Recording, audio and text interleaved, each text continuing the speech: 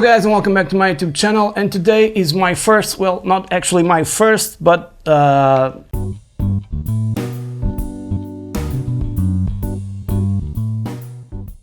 guys and welcome back to my YouTube channel, and today is my first video of my new series of FAQs.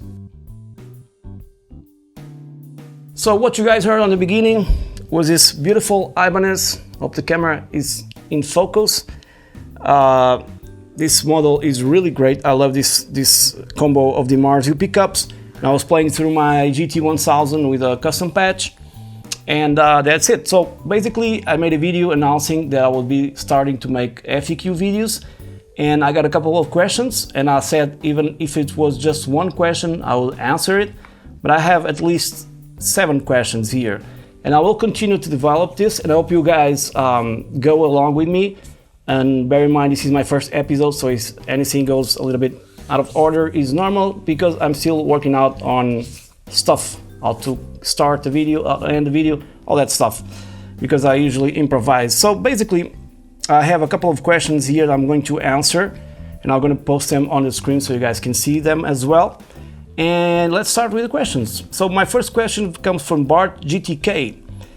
And he asks if could you create the tone of Chris Letch 4 on the migration by Scale the Summit? I think that Atlas Novus and the Olive Tree can be very interesting to recreate on Boss GT1000, of course. Patch form would be great, but also explanation would be awesome. If you find this interesting, cheers. So I have to check it out, because I really don't know what he's talking about. So I'm going here to YouTube and write, if I can do here, Chris Letch 4. All right, Chris, don't go down. Chris Letch 4. Okay, Bart, so I don't know if you're referring to this video here that I have on the screen. Probably is this one, I hope it is. And the tone. I'm going to press play. The video will be demonetized, but I don't care.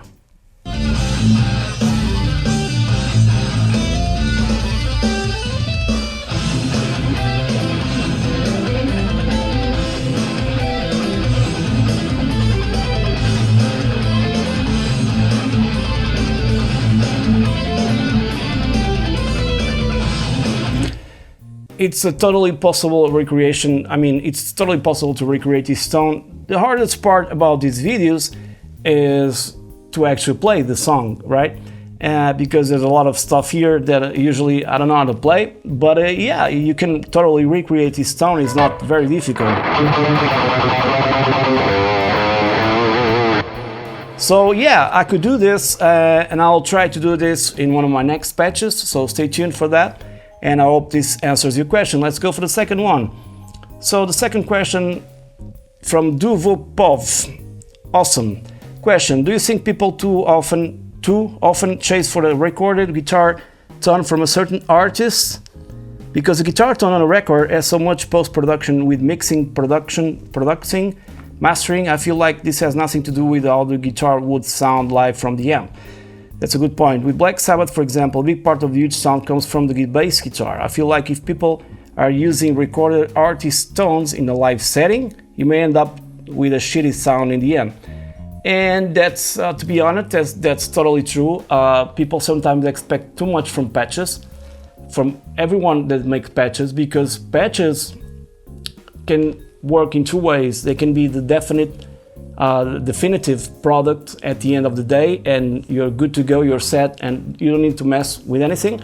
Or they can be a starting point, something that people don't understand a lot. So yeah, I try to make my patches when it's a certain artist to sound like the tone that you hear in the record. But bear in mind, for example, if you have like 2 guitars that are double track, I also do that. I double track the guitars, pan them art left, art right, so I can recreate the essence of the album the best to my abilities. Now, when you pick that patch and you put it into your Boss Katana or GT1000 or Nextone, you have to take into account lots of factors. The guitar that you play, I always show the guitar that I'm playing. People sometimes ask me for positions of the knob. Just for the record, it's always all wide open. I usually don't mess too much with the tone knob or the volume knob, and if I do, I will say that on the patch, but usually it's all wide open because I'm counting that people don't have to do that, okay? So I'll do it on the EQ from the Tone Studio. But yeah, but people expect the tone to be exactly the same, and there's a lot of factors involved, as you guys probably know by now, like the room where you play, how loud you play, if you have a treated acoustic room, if you play it live, and if you play it, like I said, how loud do you play the patch. And I always try to simulate all those scenarios to the best of my abilities. Of course, with different guitars and in the context of a band, on a rehearsal scene, it's going probably to sound different. So you have to make small adjustments to the patch so we can serve the band's purpose and not necessarily just the artist's tone, the final product. Because if you want the final product, you'll need to record it in a certain way and then post-process it a ton, you know? And even that is extremely hard to do. You need to have some knowledge in post-production, mixing engineering and stuff like that. So yeah, that's a really great question, because sometimes people don't realize that even artists, like I'm gonna give you an example, or any artist that has a certain tone that it's unique in that album that makes you listen over and over again, when they go back and play just like they did before the actual recording, without any microphones capturing anything, just the amp, I bet the tone is far from what they end up on the recording. I do know they try to recreate the best they can with microphones, position and stuff like that, but there's always this post-production, which is obviously normal because it has to fit in the mix, and sometimes they exaggerate some certain frequencies that might sound horrible by themselves, like a lot of harshness, you know, not necessarily having low end almost at all, because the bass and the kick drum are doing that part. And if you isolate some guitar from for example, a metal band or something like that, you may find they sound like shit, but inside the mix they were perfect. So I think I answered the question. Let's move on to the third question. And John Fiole, I think it's the way to pronounce the name, asks, are these bass settings you feel that should be set before other bass settings that should be set before using the new Katana for the first time? Well, not necessarily. When I first got the Katana MK1 the first time I heard it, I'm gonna be honest with you, I was not very impressed, especially on the high gain settings. It had a lot of noise, I didn't know about the noise gate, and was too fizzy. So the treble and presence knobs were always almost like at zero. So I had no idea. But no, you don't need bass settings. There's a lot of people that use the global EQ that affects every patch that you have. I don't use it because every patch is different, and you might need that extra high hand that you cut, or mid boosts or something like that in EQ for different guitar, different application, different tones from the 80s, which are more open, high hand, tones from the 90s, which are the opposite, you know. So not necessarily, but of course I would recommend that you go to the final EQ, amp out, not amp in, and reduce the stage where you have the parametric EQ, the high hand, put it around comes flat, right? Put it around 10 kilohertz, then 8, then 6, then 5. Most of my patches ended up being in 5 or 6.5. I think it's the way it is. It's a fixed value because there's a lot of harshness past that point. And then you can, if you feel like you still need some high end, normally I use not the treble on the amp, but an EQ block, and I'll boost that certain frequency to repair or to have what I've take down before. And it's different, it's not the same thing. When you boost that frequency on an EQ in front of the amp, Tone Studio, you'll be different than after, okay? I hope I answered your question. Let's go for the next one. Clever Cunha asks, this is related to a video. Juca, the sound was nice. Are you able to explain how you set up your Katana to get this sound? Okay, set up the Katana here is not the patch itself. or the tone that I have here is just how I set up my stuff, and it's very easy. I have the amp back there behind the camera, and it's in the wall, against the wall, which will increase the bass response, something that I have to take into account when making patches as well.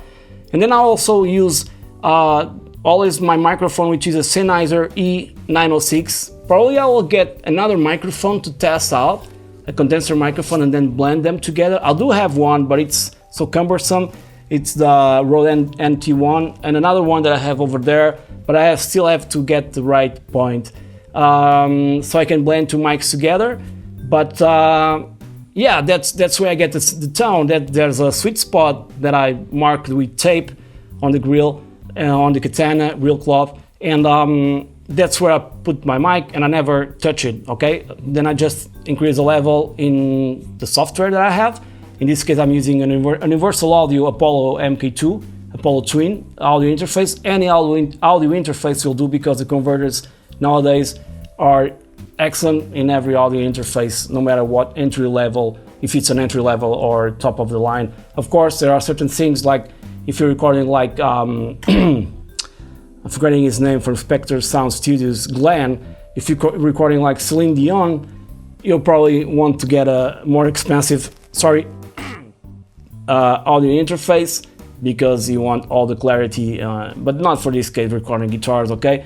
So that's it. Then I have the room acoustically treated, and when I record my patches, I never use any post-processing. I just use post-processing for myself, okay? When I'm recording for myself, Katana, GT1000, whatever. But that's the way it is. Just a microphone and loud enough. Sometimes it peaks at around 70, 80 decibels inside the room, but it's a flat, it's an apartment, and I have neighbors, but the sound doesn't go, so it's good to go. Let's go for the next one. This is from a video, James Griffin, that says, unless you show the actual amp settings, it's useless. Really? I showed a lot of free patches. I've shown you a lot of stuff in videos, like just use the Katana amp without Tone Studio, so you should pay more attention. Cheers. And last but not least, okay, this is regarding a Van Halen patch that I used to have, and I apologize for this one. This patch is not under free patches. Nothing is named AVH, and this name, what is the name of this free patch? Okay, Spencer Warren, thanks a lot for this comment, because I need to address this.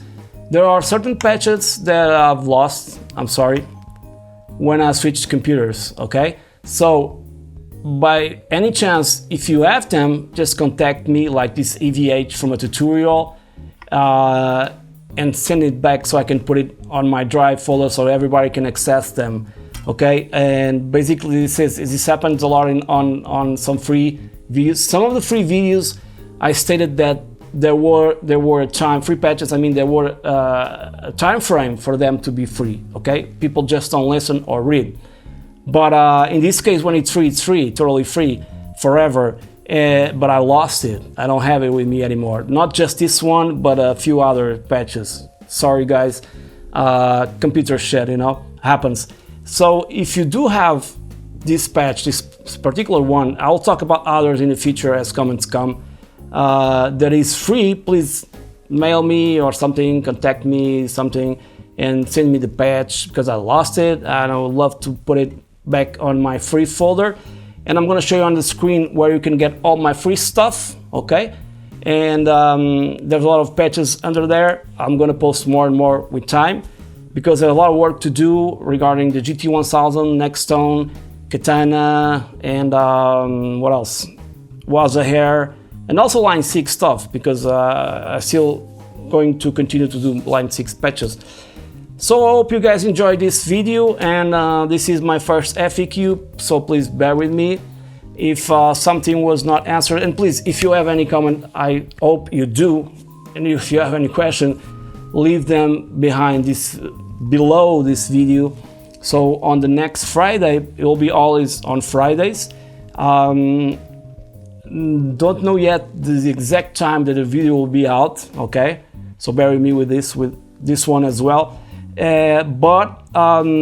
Please leave your questions and I'll make sure to possibly answer everyone and each one of them, if that makes sense.